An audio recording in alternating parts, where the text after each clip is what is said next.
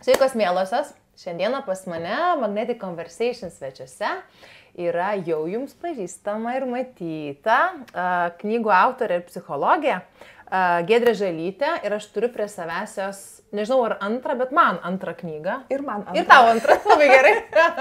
Antrą knygą. Ir noriu pasivaikščioti po šios temos ir šios knygos puslapius. Knyga vadinasi Prieraišumo paradoksai. Giedrė, man žinok, šita knyga, aš nežinau. Man jinai antiek atliepia tai, apie ką aš esu, ir visi žmonės, aš suprantu, bet žinai, aš apie save. Ir man taip suskambėjo tam tikros tezės, tam tikri palyginimai, tam tikri pavyzdžiai. Taip atrodo, kad Giedrė, tu čia apie mane knygą parašai. Žinai, va toks jausmas. Koks geras jausmas, kai kažkam tai būna. Bet žinok, va taip, ir aš vėl su savo lapeliais, vėl su savo kava išpilta. Ir ten žodžiu. Giedrė, bet tai nerodo nepagarbos. Patikėk, tai rodo meilę. Taip. Artimas santykis. Visiškai, mes jau toj pereisim tą ribą, kur, žinai. Tai va, tai labas, Giedrė. Labas, labai smagu vėl čia būti. Tikrai. Atrodo, kad ne antrą kartą, o 100. 102. Va, nes tas toksai lengvumas ir, žinai, susikalbėjimas yra didžiulė iš tikrųjų dovana, nes visokių, žinai, nuostabių pašnekovų turiu, jie fantastiški, bet su vienais suklikini, kur gali kikiliuoti nuo pirmo žodžio, kur, žinai, ir man taip. O su kitais galbūt, žinai, kitoks santykis išsivysto, tai ačiū tau už tą irgi paprastumą ir lengvumą ir už tavo knygas. Kaip gerai, kad tu jas rašai. Tai ir tau labai ačiū, nes aš irgi truputį, kai pirmą kartą ėjau, tai jaučiau įtampos, kad einu pažvaigždę Agnę Gilytę ir kaip čia prasideda, kaip čia reikės dabar su ją susikalbėti. Kaip čia su tom žvaigždėm bendrauti, bet žiūriu, kad to žvaigždė yra žmogus, su kuriuo visai lengva bendrauti. Toks ir planas, žinok, žvaigždėm čia, žinai, darbo dalis, bet man labai tas toks fainas lengvumas ir paprastumas, nors tema tai nėra labai lengva ir paprasta, kurią mes šiandien šnekėsim iš tikrųjų. Bet netgi ta žodis labiau gal tiktų sunkiai ir aš ten, žinok, sakau, pradėjau skaityti ir taip įdomu, nes mano rate yra ne viena moteris, kuri, žinai, gilinasi ir į save, ir į santykius, ir į psichologiją, ir galbūt per skirtingas prizmes eina. Ir gavau ne vieną žinutę, skaitei, matei, ir tada prasidėjo, žinai, kaip nufotkina puslapį ir pažymi. Va, tipo, čia, tipo, kad paskaityk. Bet mes visi suprantam, kam tas apibraukimas skirtas. Draugiai. Taip. Čia kaip viena moteris yra labai gerai ir pasakius, kad sako, jeigu labai knieti duot patarimą, čia apie tą patį, žinai, ir labai konkretų patarimą, bet jo tavęs neklausia, tai užsirašai ant lapelio, susilakstai ir sėdi kišenę. Tai čia apie tai truputėlį, ne? Kaip mes vedrodžiaujam gražiai ir kaip norim kitam duoti. Bet žodžiu, apie viską nuo pradžių. Čia išgirdau ir išmokau naują terminą, kurio nebuvau žinojus. AFS, Internal Family System arba vidinė šeimos sistema galėtų būti. Jo, vidinės šeimos, angliškai tai yra daugiskaita systems, tai lietuviškai kaip ir reikėtų versti vidinė šeimos sistemų terapija, bet kažkaip nelabai skamba. Daugiskaita tai daugiau vienaskaita. Lyg ir sistema. Ar galėtum mums, įsivaizduokim, kad mes nežinom ir neskaitėm šitos knygos, tai apibriežti, nes tai padės toliau mums vaikščioti pokalbėje, kuris tikiu, kad man tai labai daug atsakymų davė, tai žodžiu pasivaikščiosiu. Taip, tai ta vidinė šeimos sistemos terapija yra viena iš psichoterapijų, dabar tokių tikrai yra ir daugiau, kuri visų pirma pagrįsta prielaida, kad žmogaus psichika yra ne vienalytė, o susidedanti iš atskirų komponentų. Ir toks vienas paprastas palyginimas galėtų būti, kad mūsų kūnas irgi susideda iš dalių, kurios yra susijusios. Ir vienos tos dalys matomos, kaip rankos, kojos, akys, ausys, kitos nematomos, kaip vidaus organai. Tai labai panašiai veikia ir mūsų psichika, kad jinai susideda, jinai kartu ir yra vienalytė. Ir mes, kuo mūsų kūno dalys geriau bendradarbiauja tarpusavyje, tuo mes geriau jaučiamės. Lygiai taip pat ir su psichika, kad jinai susideda iš tų atskirų komponentų, kurios tie komponentai šitoj sistemoje vadinami dalimis. Ir kuo tos dalys geriau tarpusavyje susikalba, tuo mes labiau jaučiamės vientisi ir harmoningi.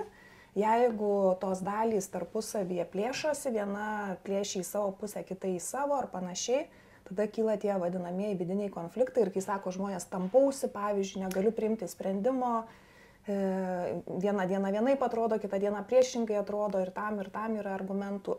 Tai va, tai žodžiu, šitie visi mūsų vidiniai konfliktai, dėl to jeigu mes būtume toks visiškai vientisas vienetas, jokio konflikto negalėtų būti. Taip. Tai vidiniai konfliktai dėl to ir egzistuoja, kad mūsų psichikoje yra atskirų jėgų, kurios susijusios tarpusavėje, bet jos yra vis tiek atskiros ir kažkokia dalim savarankiškos.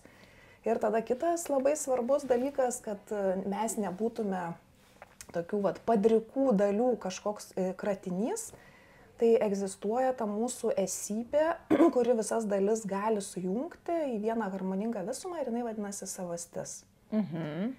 Tai va, ta savastis yra toks kaip ir tarsi mūsų būtent ta esmė, esybė, tai aplinka viskas, šerdis mūsų, apie ką visą kitą gali susiorganizuoti.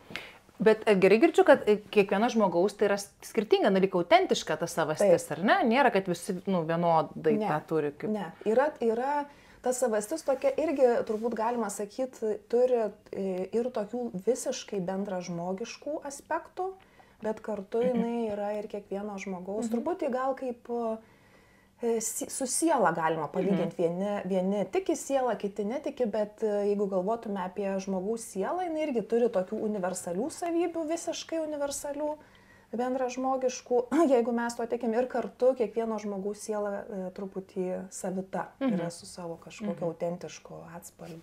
Taip, spalva iš tikrųjų galėtų būti ir spalva. O sakyk, nes aš įsivaizduoju, kad viduje, kai mes turime tų daug skirtingų dalelių, ir nekalbėkime apie tą patogų variantą, kur viskas ten sinchronų ir nuostabu, ir vaivorykštė, ir paukščiukai, bet kalbėkime ten, kur yra ką veikti ir kur mes galime kažko tikėtina išmokti turbūt, ar ne? Tai ar aš gerai girdžiu, kad yra tam tikros turbūt savybės, ar labiau įsitikinimai, kurie vienas kitam lyg prieštarauja? Pavyzdžiui, nežinau, tarkim, man nemalonu, kaip tu su manim kalbi, pavyzdžiui, mane įžeidinėji. Ir, bet aš negaliu dabar čia, kaip čia atrodys, kad aš dabar to pasakyčiau, baik. Kodėl tu su manim taip kalbi, man nemalonu? Arba ten mandagiai, ramiai, kad žiūrėk, man labai skaudu, kad tu taip su manim kalbi, bet aš ten kenčiu, ten viduj tave, bet realiai, bet aš suprantu, aš ilgiuosi ir, žinai, rankutės pirštaitės baltos. Tai čia apie tai, kad aš neleidžiu išlysti tam tikrom dalim ir jų net nepripažįstu ir apsimetu, kad jų nėra? Taip. Šiuo atveju tu prieš save neapsimeti tikriausiai, kad jų nėra, bet prieš kitą dediesi, kad, tarkim, galima sakyti taip, čia labai tokia dažna situacija, kada yra tam tikri impulsai ir yra impulsus kontroliuojančios dalys. Tai jeigu nebūtų tos kontroliuojančios dalies, mes ir sakytume, ir tarkim nedideli vaikai, kol jie dar tos savikontrolės neišmokę, jie ir sako viską tiesiai. Taip. Tai va, jeigu mažas vaikas norėtų vožti, tai ir vožtų, ar ne, ar fiziškai, ar žodžiu, bet po to mes išmokstam impulsų kontrolės. Ir šitoj vietoje ir labai gražiai matosi tas vidinis konfliktas, kada yra viena dalis, kuri identifikuoja, kad mus skaudina ir nori tą elgesį stabdyti tokiu būdu, kaip jai atrodo, ar ne, ar įžeisdama, ar trenkdama, ar dar kažką. Ir yra kita dalis, kuri yra išmokus, kad toks elgesys socialiai nepriimtinas ir stabdo. Ne, kad čia blogai atrodysi, nežinau, moteriai netinka taip elgtis, ar kokios ten tos kas ten tik bebūtų. Taisyklės bebūtų. Tai ir tas, kaip tu pasakai, vienas pavyzdys būtų besti metaforiškai peiliu atgal, tai būtų grynas impulsas, bet galima tas abi dalis sujungti, tai yra ir kontrolę įtraukti, tai yra išreikšti tą savo nepasitenkinimą kontroliuojamų būdų. Tada tos dalys abi sudalyvautų. Viena sustabdytų, o kita tai padarytų pakankamai socialiai priimtinų būdų. Tarkim, pasakytų, jeigu tu nesiliausi, aš baigsiu šitą pokalbį. Taip. O jeigu aš iš viso nutyliu ir nieko nesakau, nors man yra didžiulis komfortas, širdis plyšta krauju ir aš ant tavęs pykstu, bet aš šypsausi ir dar tave pavaišinu pietumis. Tai tada aš paneigiu iš viso, kad egzistuoja tas mano vidinis kažkoks pyktis. Gali būti ir taip, ir taip. Tai greičiausiai tai reikštų, kad tu labai bijai kažko, arba labai bijai... Tarkim, reakcijos arba bijai mano pykčio, pavyzdžiui, arba bijai, kad aš su tavim nutrauksiu santykį. Jeigu, tarkim, aš tavo mama būčiau, ne? Ypač.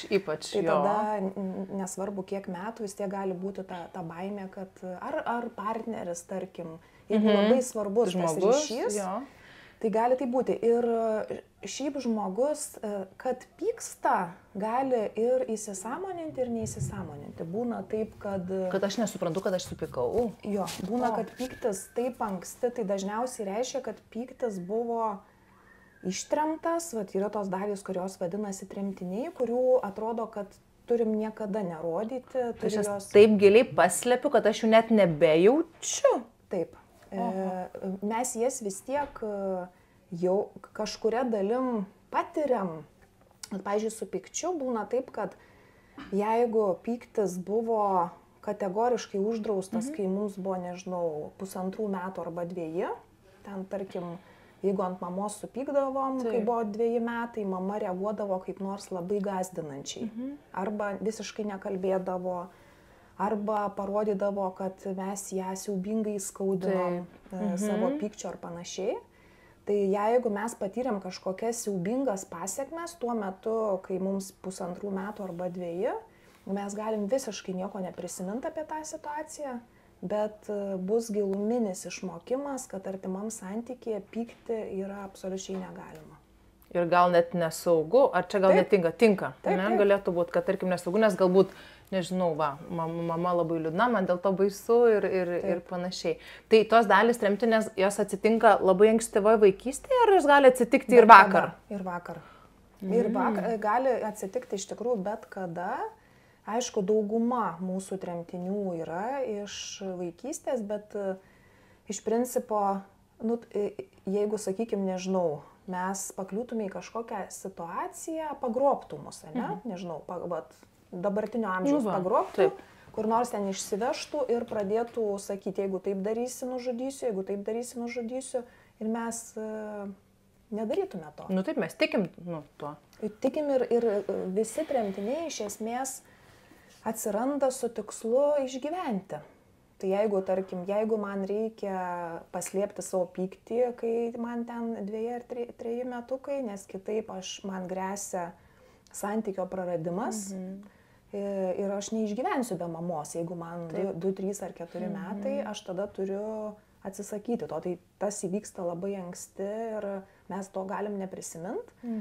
Bet čia tas mano pavyzdys su pagrobimu labai drastiškas, bet tarkim, jeigu įsimylim labai stipriai kažką, prisirišam prie to žmogaus ir tada, nežinau, ten po pusmečio ar metų tas žmogus, prie kurio mes jau labai stipriai emociškai prisirišam, pradeda iš mūsų kažko reikalauti, nežinau, atsisakyk to, arba ten, ir tai gali būti ir tiesiogiai, ir paslėptai, kad tu mane skaudini ten, kai tą darai. Čia net manipuliacija kokia nors gali. Taip, visokių gali būti dalykų ir irgi priklausomai nuo to, kiek mes bijom prarasti tą santykį, ar ten bet ką, artimą santykį, karjerą, nežinau, jeigu ten lipau karjeros laiptais. Peripetijos kažkokios. Ir susidūriau su kažkokiu, tai nežinau, sudėtingu žmogum ir arba aš turiu iš čia viską palikti, arba man reikia labai stipriai prisitaikyti. Tai tada išeina, tai tos tremtinės dar giliau nugrūdamos yra dalis, ar ne? Tos, ko negalim parodyti. Čia kuris laikas matau, kad nori atsigerti. Rimtai? Taip. Aš tai kaip ir gerinėjau. Nes tai matau ranką. Taip, aš draugiškai pasakysiu, kad gerk vandenėlį. O klausyk, tai bet dabar dar tu paminėjai tremtinę dalį, man atrodo būtų įdomu suprasti visą tą mechanizmą. Man jis labai tada toks, žinai, būna, atrakino ten tą vieną durelį ir tada man toksai tik ir susidėliojo tas puzlis. Tai yra dalis tremtinės, tai tas, kurias mes nugrūdam ir, tipo, pavyzdžiui, aš niekada nepykstu. Yra net tokių žmonių, kurie net deklaratyviai sako, aš, tai, pavyzdžiui, niekada nepykstu. Arba man tai, pavyzdžiui, niekada nebūna liūdna. Tai čia jau akivaizdu, lemputė raudona, garsiai mirksi ir cypia, ne? Jo, kitaip sakant, tas pats, jeigu žiūrint per šitą modelį, tai tas pats, kas pasakytų, mano tremtinys yra... Taip. Giliai, aš niekada nepavydžiu, tavo tremtinys pavydas. Jo. Ir man šiaip tai, žinok, visiškai, pavyzdžiui, Dzinka, tau taip gerai sekasi, žinok, kad tu gerai uždirbi, faina vyra, ir man tai tas visiškai nei pavydžiu, nei ką.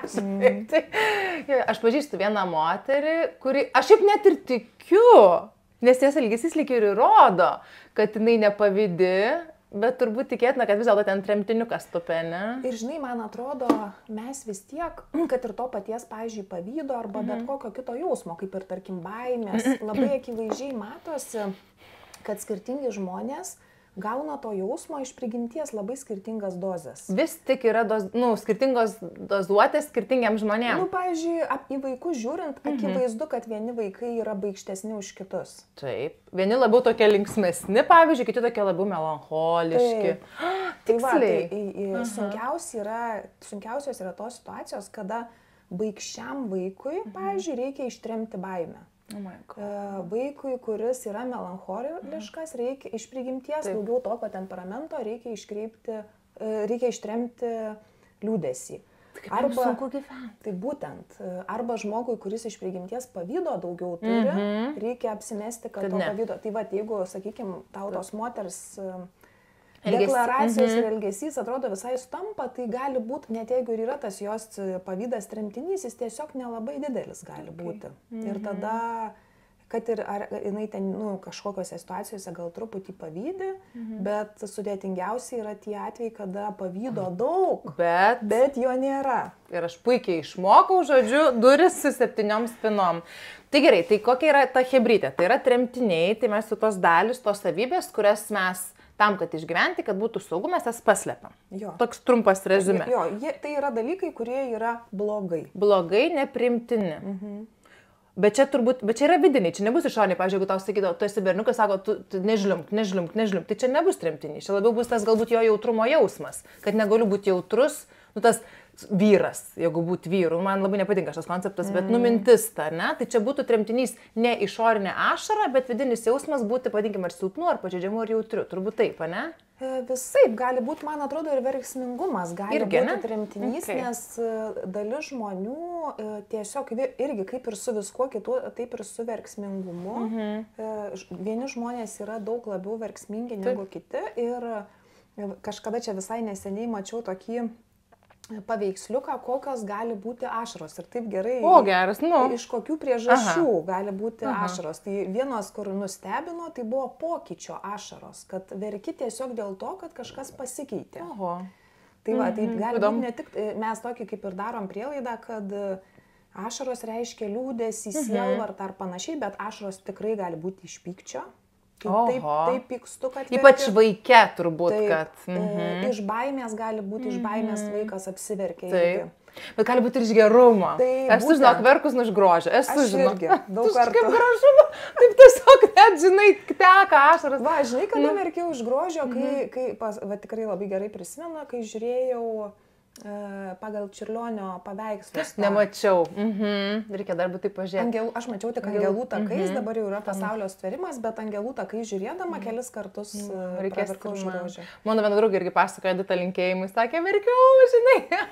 Aš žinai, kada verkiau, aš žiūrėjau miuziklą Londone su sūnum, Liūtas karalius, bet buvo visa scenografija, pavyzdžiui, žirafa ten, nežinau, kokių 5 metrų. Nueina žmogus ir neša tą galvą, o aš negaliu, kinkuoja, arba ten, žiūrėk, kokia pantera, bet ant tiek tikra, aš verkiu, nes jie vaikšto tarp žmonių, toks nesuvokiamas jausmas, toks grožis, tai va, ir grožio, ir tokio susijaudinimo ašaros. Tai va, ir įsivaizduok, jeigu žmogus, nesvarbu ar vyras ar moteris, linkęs į šitas reakcijas, kad tiesiog dažnai susigraudina. Ir sako, aš neverkiu niekada. Jo, ir jam sako, pavyzdžiui, kad tik tai bobo žliumbė.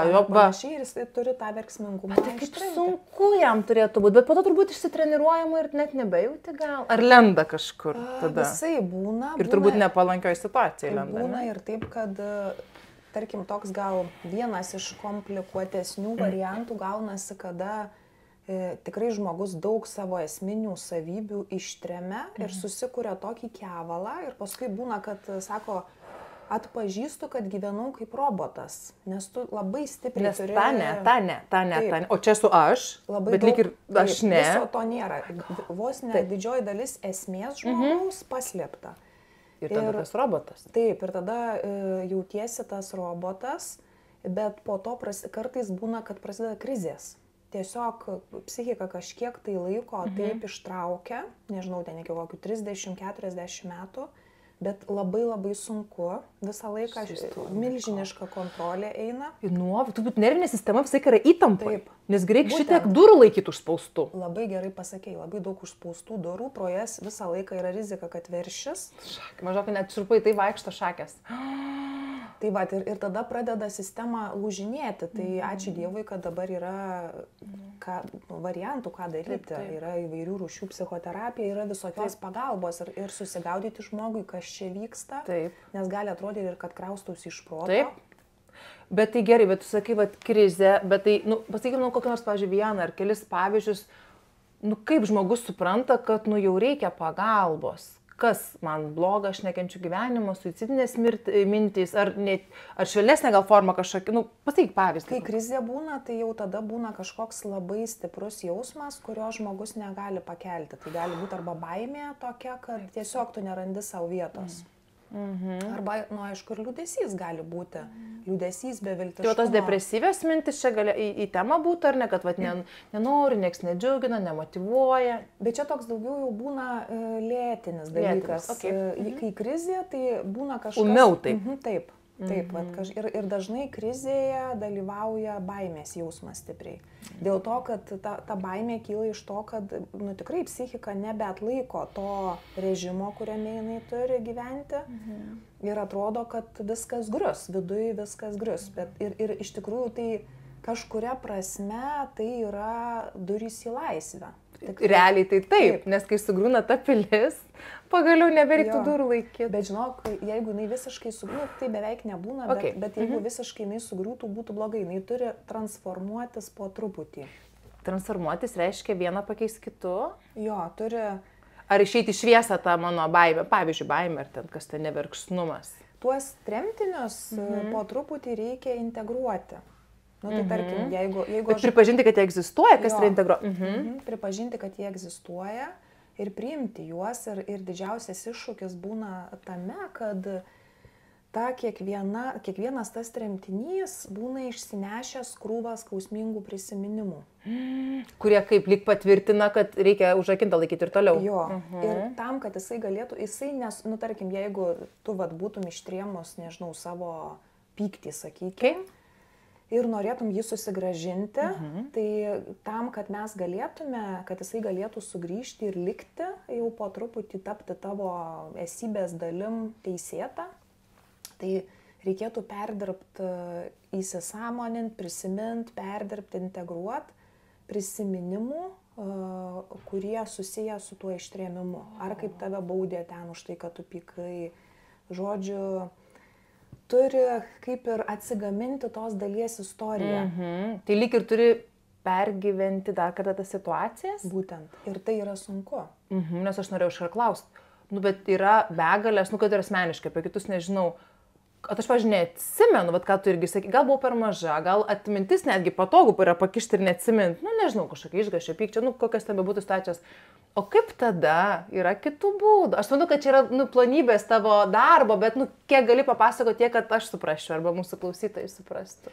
Šiaip, žinok, labai yra įdomus dalykas, dirbant, tarkim, iki kokių vidutiniškai, aišku, būna visai, bet vidutiniškai maždaug nuo 3 metų, būna, kad ir 2,5 žmonės atgamina prisiminimus. Iki savo 2,5 metų amžiaus. Jo. Tai tarkim, pirmi 2 metai yra tas laikas daugumai žmonių, kur mes praktiškai jokių prisiminimų sąmoningai neturim.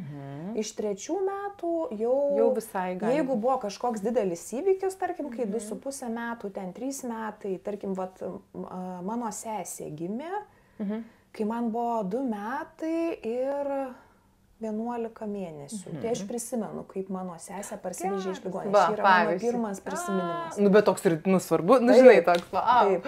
Ir aš prisimenu net ne sesę, pačios sesės lėliuko neprisimenu, bet prisimenu, kad pro vartus mes su seneliu stovim kieme ir į kiemą įsuka automobilis. Ir man ten nesvarbu, kas ten dar yra, bet tame automobilyje yra mano sesė. Ta nauja tokia šviežutė. Vau, kaip gražu. Tai va, tai žodžiu, jau nuo tokio maždaug amžiaus vaikai prisimena kažką sąmoningai, bet labai yra įdomu, kad jeigu mes vis labiau pasikliaujam savo vaizduotę ir tuo viskuo, kas kyla, net jeigu negalim patikrinti, kaip čia tai susijęs su realybė, tai daug ką galima perdirbti ir tokiais netiesioginiais būdais. Tarkim, tu tikrai negali nieko prisiminti, nebent tau pasako apie tai, koks tu kūdikis buvai, bet jeigu aš tau sakyčiau, įsivaizduok, kad tu dabartinio amžiaus įeini į kambarį, kuriame guli tu kūdikis. Ir eini link savęs kūdikio, kaip tu matai tą kūdikį, kokie jausmai tau kyla artėjant prie savęs, kaip prie kūdikio. Ir per tai labai daug ateina. Ir kaip jautru šiaip, kai tu kalbi mane toks, žinai, wow. Nors kažkuria pusė tai yra tik žodžiai ir su visa meilė, bet svetimo žmogaus, toks, įsivaizduoji, wow, kaip įdomu. Taip, aš esu svetimas žmogus, bet tu eini prie paties savęs, supranti, tu kaip ir pravedi tą koridorių tokį. O, kaip įdomu ir gražu. Tai aš vis, žinai, kaip būna, labai noriu daug paklausti ir pasakyti, tai vis, tai yra tos dalis tremtinės, bet dar yra šitoje Hebroje dar du veikėjai. Ne, yra gaisrininkai ir, panašu, kita. Vadybininkai. Gali truputį vesti tos terminus, nes jie dar labiau padeda suprasti, kaip čia viskas veikia, ypač tada, kai mes nenorim kažką jausti, arba jaučiam, kad kyla ir taip, padarom. Aš tai profi esu, jeigu ką.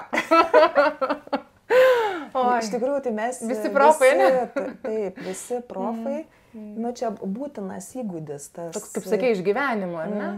Jo, ir socializacija ir yra susijus su tuo, kad mes išmokstam tam tikrų taisyklių, kurių reikia, kad galėtume kartu dirbti, kartu gyventi ir taip toliau. Tai va tas yra labai svarbu, kad ir tie vadybininkai, ir gaisrininkai iš esmės jokių būdų nėra kažkokie blogiečiai. Tai kad tarkim, mūsų vadybininkas sako, nežinau, kai tau kyla pyktis, nespjauk jo spontaniškai. Būtų problems.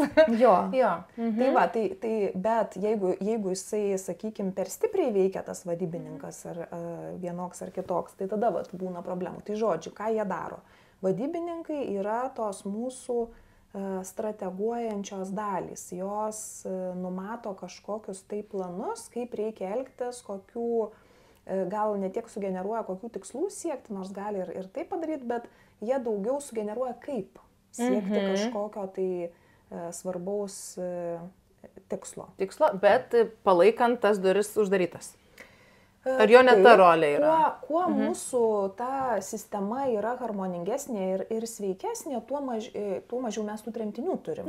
Visi kažkiek jų turi, bet labai didelis skirtumas, tarkim, jeigu, taip supaprastintai sakant, jeigu mažas pavydas yra ištremtas, tai tada vadybininkam reikės daug mažiau dirbti, kad tą pavydą išlaikytų uždarytą. Bet jeigu didelis pavydas yra, tai tada vadybininkai jau ten tas duris laiko labai stipriai, kad jisai neišsiverštų. Tas pats su bet kokiu kitu jausmu, su baime ar panašiai. Tai va, tai viena vadybininkų grupė yra kontroliuotojai, kita vadybininkų grupė yra vertintojai, vadinamasis vidinis kritikas. Kas gerai, kas blogai. Tai irgi, temutė, gerai.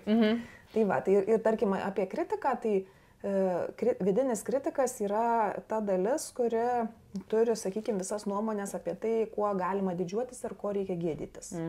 Tarkim, kai taip darai, tai taip tada super, o kai kitaip, tai gėda tada niekam negalima pasakoti ir panašiai. Bet jeigu trumpai dar apie vidinį kritiką, o tie vertinimai yra atėję irgi iš patirčių, aš supratau, kad jau toks elgesys yra netinkamas, ne? Tas vidinis kritikas. Taip. Ir su vidiniu kritiku irgi mes jį visi turim turėti.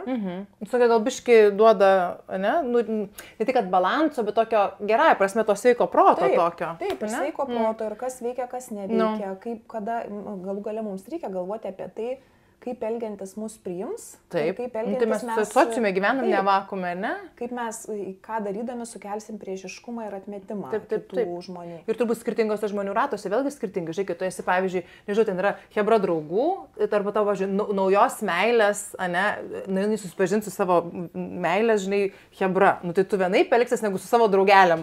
Tai faktas. Gal ten po to apsipanašėja, bet first impression, žinai. Taip. Taip, tai pavyzdžiui, tokioje situacijoje tikrai vadybininkas gali sakyti, tarkim, per daug, vienas variantas, per daug nešnekėk, žiūrėk, kas čia per kompaniją. Būtų toks variantas, škramiau. Jo, tada žiūrėsim, ar čia saugu reikštis, ar čia kaip. Būtent, tai vadybininkas, žodžiu, šitą vietoj padeda. Gali vadybininkas būti ir kitoks, gali sakyti, ateik ir visus priblokšk. Ai, okei. Tai žodžiu, visokių jų gali būti, bet ir viena ir kita yra strategija. Tai jie yra strateguotojai. O gaisrininkai yra tie, kurie, ir žodžiu, tas strategavimas yra, kad vienas iš tikslų to, ką vadybininkai daro strateguodami, tai kad mes nepakliūtume į situacijas, kada išsiverš tremtiniai.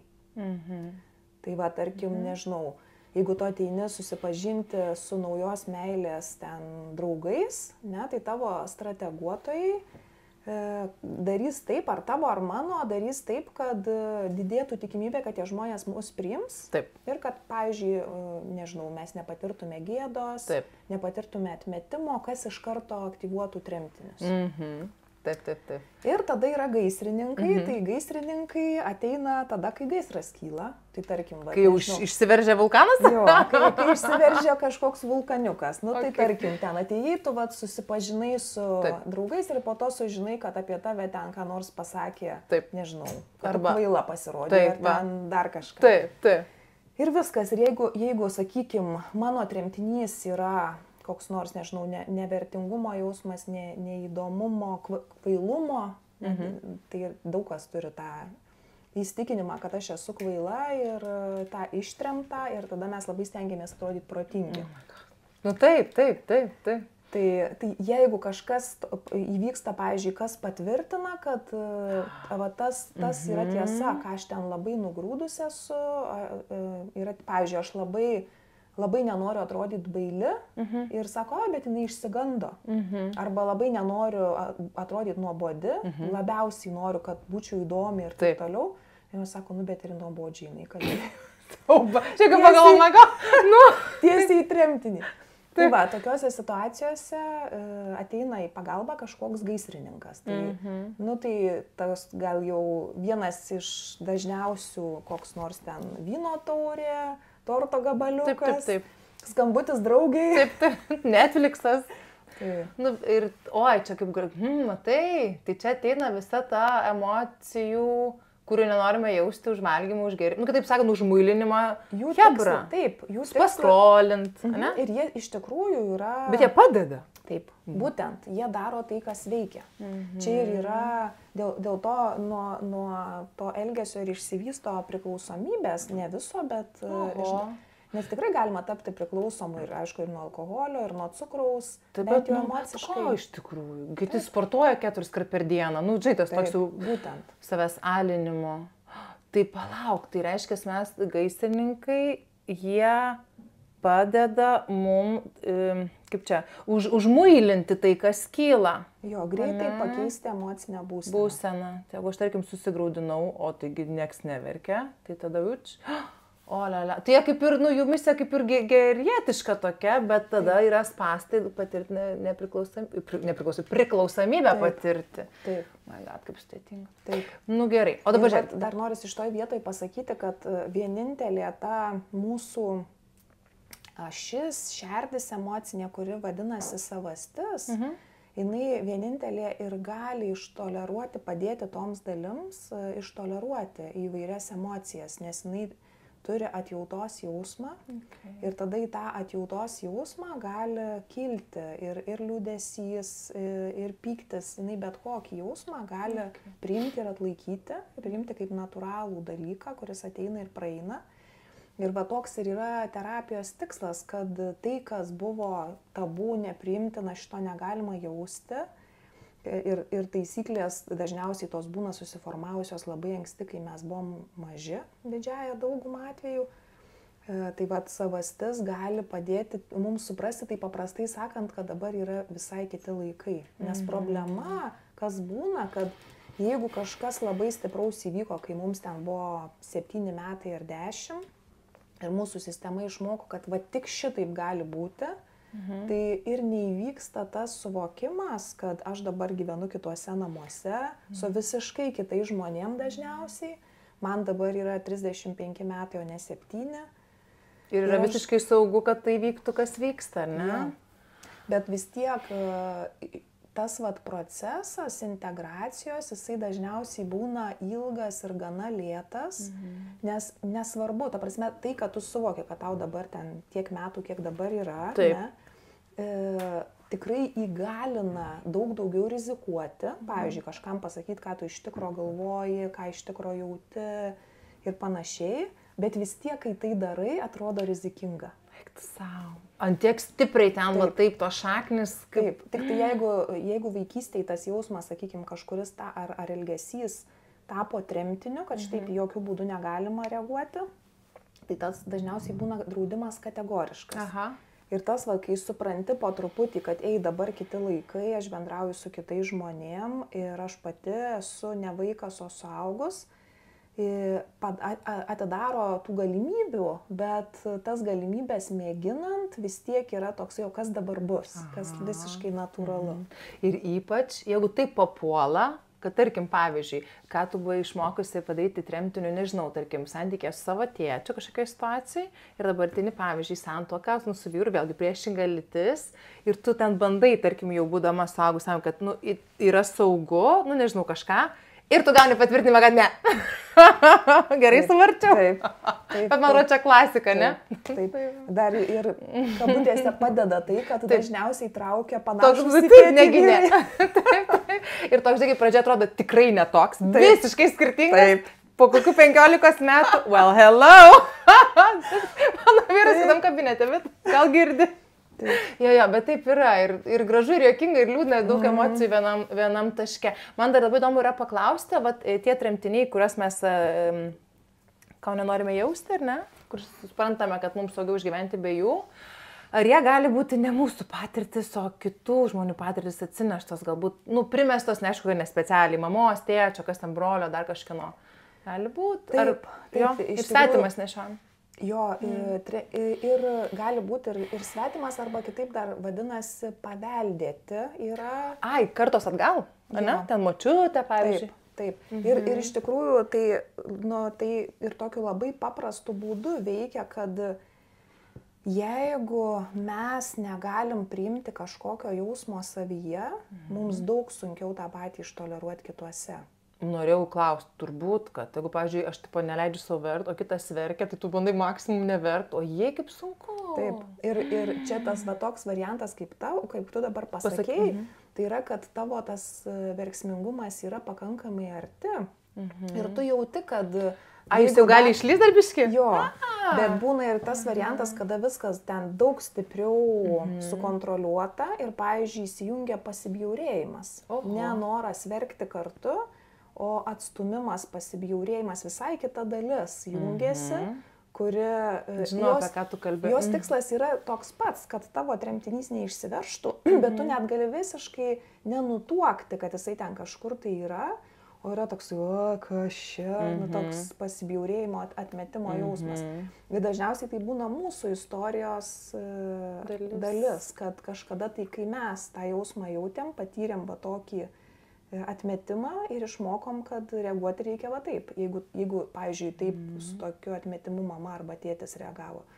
Ir šitaip tas tremtinys keliauja iš kartos į kartą. Jeigu mama savyje nepriima, tarkim, verksmingumo, tai ir savo vaikai jinai negalės jo priimti. Oi, tai čia, žinai, kaip kažkokiam filme buvo gražiai pasakyta, kad... taip ir vadinosi filmas This Ends With Us, kad tai baigėsi su mumis, kad mes turim šiandien galimybę tą ratą, žinai, užkirsti. Labai čia taip dramatiškai pasakiau, bet mintis yra ta, ypač neperdodant to toliau. Taip. Pačios uždaryti tą, kokie ten 1, 2, 17, kiek kas turi, kiek kas gali, ar ne? Tai galime mes ne tik tai savo, bet kartu netgi atsineštas traumas arba patirtis, kažkaip išsivalyti, koks žodis tiktų, nežinau. Perdirbti. Integruoti galima turbūt būtų sakyti. Ir kai tu paminėjai tą filmą, kaip dar kartą, kaip pavadinasi? Angliškai vadinasi This Ends With Us, lietuviškai Nežinau, kaip išversti, bet tai baigėsi ties mumis, kažkas tokio turėtų būti. Buvo ir knyga, labai didelis bestselleris, jo. Ten buvo apie toksiškus santykius ir taip toliau. Yra kita knyga, kuri į tos pačios monetos kita pusė, kuri vadinasi It Didn't Start With You. O geras! Tai tikėtina, kad jo, o būtinai pasižymėsiu, paskaitysim. Jo, tai irgi yra apie tą patį, kad keliauja tie dalykai iš kartos į kartą ir būtent jie stipriausiai keliauja tada, kada yra neįsisąmoninti. Tai jeigu aš... Tie prasmunka nepastebėti tiesiog. Būtent vyksta toks visiškai du atskiri sluoksniai. Yra vienas sluoksnis yra sąmoningas, kur kaip turi būti ir įsitikinimai, koks aš esu žmogus, visiškai nepavydus, nieko nebijau, man niekada liūdna nebūna. Taip. Ir yra ta tikroji realybė, tikri tie jausmai ir jie tada, kai apie juos tam sąmoningam lygmenį nėra žinojimo, jie labai keliauja tolyn. Tu knygoje rašai apie dar vieną dalyką, man jis yra įdomus, gal šiek tiek galėtum ir ten pasivaikščioti apie tą tamsą ir šešėlį, ar ne? Nes, šitam kontekste, lyg ir aišku, kas tai yra, bet galbūt kas ar knygos neskaitė arba tik dabar prisijungia, kaip tu galėtum papasakoti, kas tai yra ir kaip tai galėtų mums padėti dar labiau suprasti, apie ką mes šnekam ir galbūt netgi savo padėti, galbūt, kaip tu sakiau, gal jau yra šalia jau tas mūsų, žinai, paslėptas jausmas, gal jis gali tiesiog pats išeiti, žinant tam tikrus niuansus. Jo, tai tas, ką jungistai vadina šešėliu, iš esmės ir yra tos visos mūsų nepriimtinos savybės. Tai galima sakyti, kad mūsų šešėlis yra mūsų tremtinių visuma.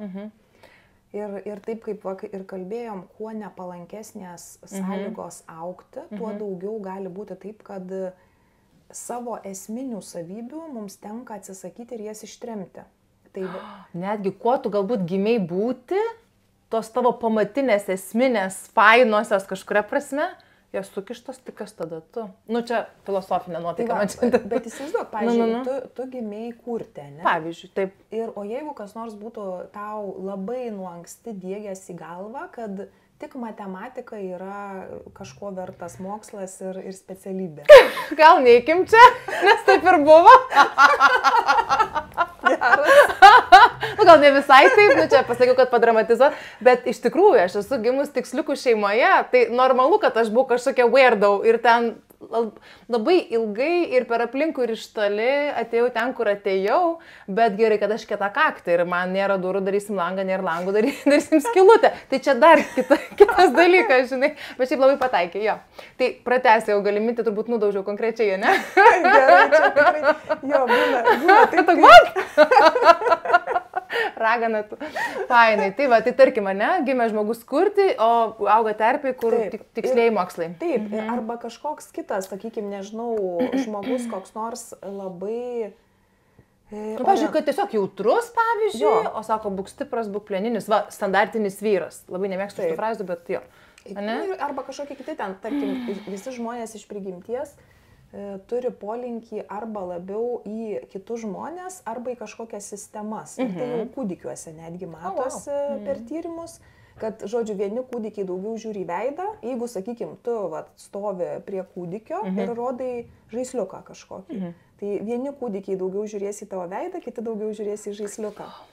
Ir pagal tai irgi labai, tarkim, jeigu mano esybė orientuota į kitus žmonės, tai tada man irgi daug geriau bus būti, nežinau, gydytoju, o ne inžinierium. Būtent. Kur reikės dirbti su sistemom kažkokiam. Tai va, tokie kažkokie esminiai nustatymai.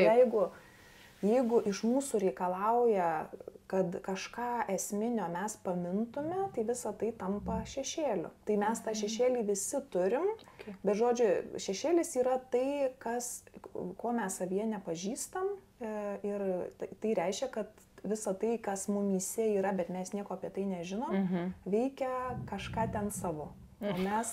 Savais reikalais. Čia tas pats kaip, aš kartais lyginu mūsų tą vidinį pasaulį, ten Švarcas jį pavadino šeima ir tikrai tas labai tinka. Tai va, tarkim, bet dar toks kitas irgi variantas, su kuo galima lyginti, su įmonė. Ne? Tarkim, jeigu tu turi, aš nieko nežinau apie skaičius, bet sakykime, tu turi, nežinau, ten 25 darbuotojus, bet 10 iš jų gerai pažįsti, jie tau patinka ir tu su jais bendrauji, ir tada yra dar 15, kurie tau nepatinka ir tu juos ignoruoji. Ai, nežinau, ką jie ten veikia. Tegul daro, bet... Taip, tai va, tai jie kažką ten daro, bet tu nieko nežinai. Ir gali būti, kad jie daro visiškai atvirkščius dalykus, negu kad tu nori. Tai va taip ir tas mūsų šešėlis ir gaunasi, kad, tarkim, jeigu yra taip, kad aš noriu turėti draugų, bet kažkodėl jie visi dingsta, kai mes pabendraujam kelis mėnesius ir kažkaip nieko nebelieka. Noriu sukurti ryšius ir nesukuriu. Tai kažkas iš to šešėlio kažką daro, kažkaip sabotuoja. Čia kaip tu rašai apie tas, kad, juokais, aišku, bet dieninė pamaina ir naktinė pamaina. Vieni pastato, kiti ateina nugriauna. Bet čia tu atsibundi iš ryto ir vėl iš naujo. Oh my God. O kodėl mes sabotuojam? Nes mums vėlgi saugumas įsijungia. Šiaip, iš principo, man atrodo, galima sakyti, kad tas sabotavimas yra... Galima kažkuria prasme pasakyti truputį kaip kerštas, dėl to, kad mes nežinau, ar kerštas, ar signalas, galima ir taip pavadinti, kad mes kažkur nepagaunam esmės. Apie save? Taip. Mes kažko esminio nežinau. Čia aš kažkaip pagalvojau, kad apie saugiklius. Ne. Čia kas kita, kad kaip aliarmas jis labiau toksai, ne? Yra. Nes vėl knygą rašė, dabar nepacituosiu ir nebesklaidysiu puslapių, bet kad, buvo pavyzdys labai man įstrigo apie moterį verslininkę, kur tu rašai, kad jinai nori, gali, žinai, ten kuria verslą, viskas ten gaunasi ir niekaip nesusidėlioja santykiai, ar ne? Ir nors jinai lyg ir nori tų santykių, bet galbūt tas vidinis sabotuotojas, turbūt taip gaunasi, jam matyti yra naudinga, kad tų santykių nebūtų, nes galbūt tuo metu jinai mažiau skreips dėmesio į verslą ir atsiduos santykiams ir ten nebebus. Gal ne visai taip aišku, bet mintis ta, kad pati savo prieštarauju, nors lyg ir nori, bet darau taip, kad nebūtų. Jo, ir gali būti, kad yra kažkokia, šituo atveju gali būti, kad yra kažkokia dalis, kuri tiki, gal tokį pavyzdį matė, kad gali būti tik tai arba viena arba kita. Kad, pavyzdžiui, jeigu, tarkim, verslas sėkminga moteris, negali sukurti tvarių santykių. Taip. Ir tada tuo tiki. Taip. Ir kurias situacijas, kad būtų patvirtinta. Jo, jeigu arba, pavyzdžiui, sabotuoja tuos bandymus kurti santykius, nes jeigu tu užmėgsi santykiai, sugrius tavo verslas, o mes tiek investavom į to verslo vystymą, tai neleisim dabar. Ir va čia ir yra tas, kad jeigu pavyksta po truputį į tas dalis, kurios, ar į tuos procesus savyje, kurie trukdo, mes norėtume, kad jų nebūtų. Jeigu lygiai kaip apie tuos darbuotojus nervuoja mane šitie darbuotojai, norėčiau, kad jų nebūtų, arba bent jau norėčiau, kad jie visai kitaip elgtųsi. Bet jeigu aš pradedu žiūrėti, jeigu pavyksta įjungti smalsumą, nors truputį, kodėl jie elgiasi taip, kaip elgiasi. Va tada čia ir yra šešėlio tyrinėjimas. Kodėl kažkas manyje daro tai, ką daro. Bet čia jau reikia sąmoningumo, nes kas, nepyk, bet kas, būdamas kabutėse sveiko proto, lys ten dabar kapstytis. Būtent. Tai žinai, taip praeini, šalį ir laikai čiūrą, kad... Bet mes taip ir gyvenam. Tai taip. Ir aš taip gyvenu. Jeigu kur nors, kur nemalonu, galima nelysti, tai ir nelysiu. Praeina. Bet tas kilimas jau toks banguotas, tas ten papas. Bet kažkada tu supranti, kad kitaip nebūna. Tu tokią kainą moki už tai, kad ten nelendi. Nes ten viskas yra užaktyvuota, laiko, ten jau drakonai galvas kiša, o tu... Bet tai, o pasakyk, tai aš manau, kad tu esi, žinai, terapeutė, bet ir galbūt esi šališka, bet vis tiek esi šališka. Bet man įdomu, pavyzdžiui, o pačiam išsikapanot. Nesakau, kad ar psichoterapija, ar kitų būdų, kalbant apie pagalbą iš išorės, bet grinai pats su savim išsikrapštyt šešėlį, arba tas trauminės patirtis ir įsitikinimus, kurie išsivalytų. Ar vis tik reikia kito, nes aš ten kitų draugų viską galiu pasakyti, savo tik nematau. Žinai, tu turbūt ir, toks. Taip.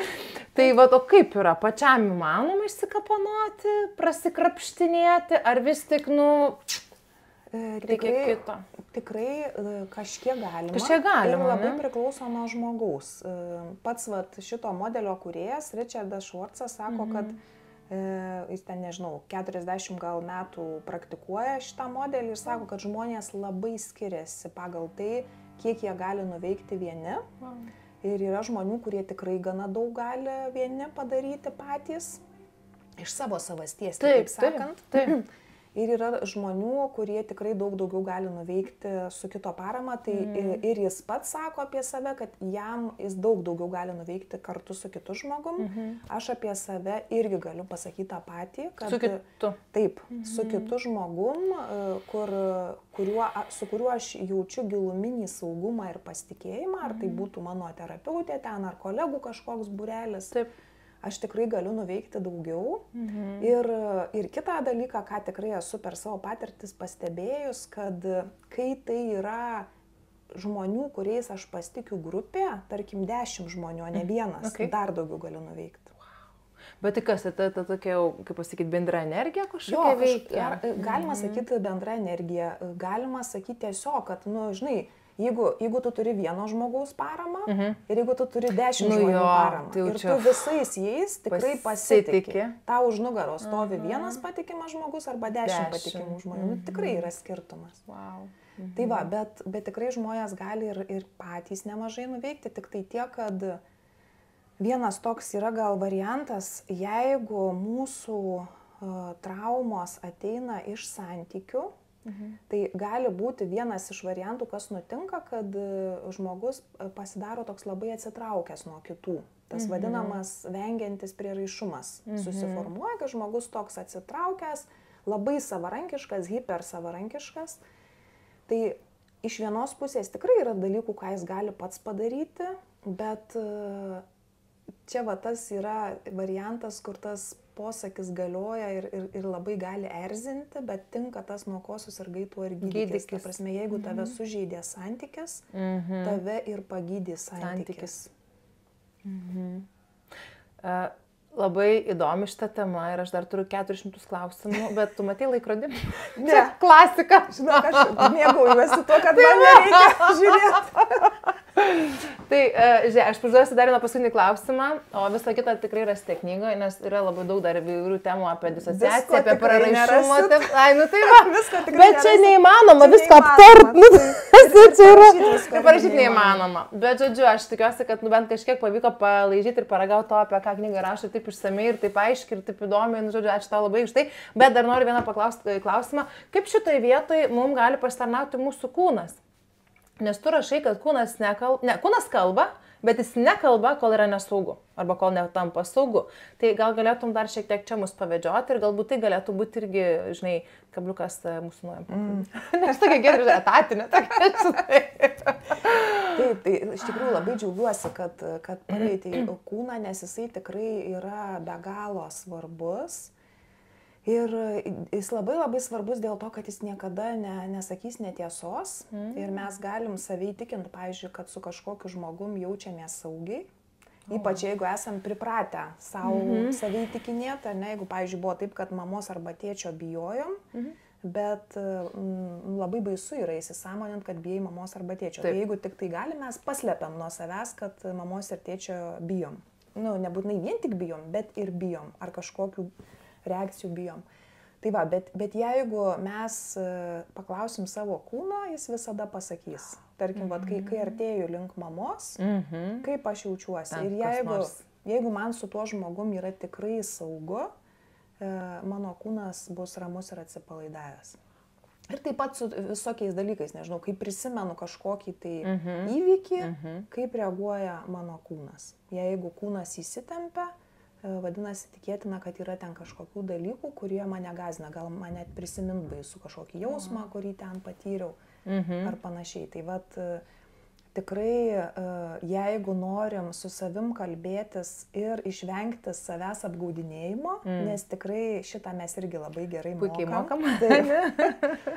Tai jeigu pasiklausim, kaip mano kūnas kažkokioje vietoje jaučiasi, nežinau, jeigu norim savo namus, pavyzdžiui, patyrinėti, tai vat galim pasivaikščioti iš kambario į kambarį, iš kampo į kampą ir pažiūrėti, kaip mūsų kūnas jaučiasi tose vietose. Jis čia yra toks, mes taip kažkaip su tuo savo protu nuvažiavę dabar visi, o kūnas tiek daug visko žino, tokios esminės tiesos apie mus, kad mes jo per mažai paklausim. Ir turbūt jisai daug geriau už mus atsimena tą, ką mes atseit pamiršom. viena mano kolegė buvo, neatsimenu, kas ten vedė, kažkoks užsienietis tuos mokymus, nežinau, apie 40 gal metų, ta kolegė buvo, kai dalyvavo, ir žodžiu, savaitę laiko, jinai pati psichoterapeutė, ir sako, jo atrodė gana daug žinojo apie save ir savo gyvenimo istoriją ir ten buvo darbas vien tik per kūną. Žodžiu, kaip vat kūnas prisimena įvairius įvykius žmonės ir taip toliau. Tai jinai jau buvo aiškiai pasiruošus tą atlaikyti, nes jinai sako, šakės, atėjau su viena istorija apie save, išėjau su kita. Klausimas, kuri geresnė. Jos kažkaip turės susivesti kažkada, kažkurioje vietoje. Nu, wow, nes dar čia, žinai, šitą vietoj dar norėčiau kaip čia pasidalinti ar atkreipti dėmesį, kad mes, ant tiek, kaip tu sakei, esame atsiskyrę nuo savo kūno, mažu, kad protas yra svarbu, jisai, žinai, viską planuoja, galbūt turim dar jausmus, kurie jaučia, ne, bet toks, žinai, kaip būna, reikia susitikti su kažkuom, tu nenori, ten, žinai, kaip ir skrandis spaudžia ir toks visas, bet reikia ir aš eisiu ir kaip aš čia dabar neįsiu, taigi ką čia pagalvos, kad aš čia neįsiu, o pasakiau, kad nenoriu, tai iš viso tokio žodžio nėra, ten tada, kad jie pabėgo, ten babugėlė išskrido, ten kažkas atsitiko. Tai aš noriu pabaigai ir užakcentuoti, kad paklausykim kūno, jeigu jisai klykia ir sako, ei, meloji, neik, negerai, tu nenori, pabūk, pailsėk, pakvepuok, pabūk galų gale ar viena. Man atrodo, kad reikėtų išgirsti, nes mes ir toliau save traumuojam ir spazmuojam. Būtent. Ir čia geriau nuo to, tai nežinau, kam, niekam. Jo, ir jeigu galvojant apie tas iš kartos į kartą, tai irgi tiksliai, kad mes, sakykime, jeigu šalia auga vaikai ir mes šitą darom, tai mes automatiškai mokomės, kad taip reikia ir daryti, ignoruoti, kas tau iš tikrųjų kyla ir daryti taip, kaip reikia, ten kažkaip save spausti. Tai, labai kažkaip, man kiekvieną kartą, kai pagalvoju, nežinau, net būna, kai nueinu pas gydytoją, ten dėl kažko pastikrint ir pasako, pavyzdžiui, kad ten, visai neseniai tiesiog profilaktiškai padarė kardiogramą ir sako, o kokia graži jūsų kardiograma. Ir man toks kyla dėkingumas savo širdžiai, kad jinai visą gyvenimą dėl manęs dirba. Ir kiek mes, kūnas mus visiškai besąlygiškai myli. O priimam kaip savaime suprantama. Bet, kai jisai pradeda birėt, tada staiga mes geručiai viską darom, viską. Tai čia dar geresnis variantas, o būna ir taip, kad įsijungia dalys, kurios sako, kūnas mane išdavė. Tiksliai dar labiau plaka. Wow. Aš neturėjau sugriūti, o sugriuvau. Tiksliai, kas čia dabar? Jo. Ačiū tau, Giedrė. Kaip man su tavimi įdomu, aš tau nemoku nupasakoti. Tai ačiū tau dar kartą ir labai rekomenduoju. Giedrė man nemoka už reklamą. Jokau, rimtai, be galo naudinga ir įdomi knyga ir ačiū tau labai ir už knygą, ir už pokalbį. Ačiū tau labai. Ir ačiū merginom. Ate. Dėkui visą.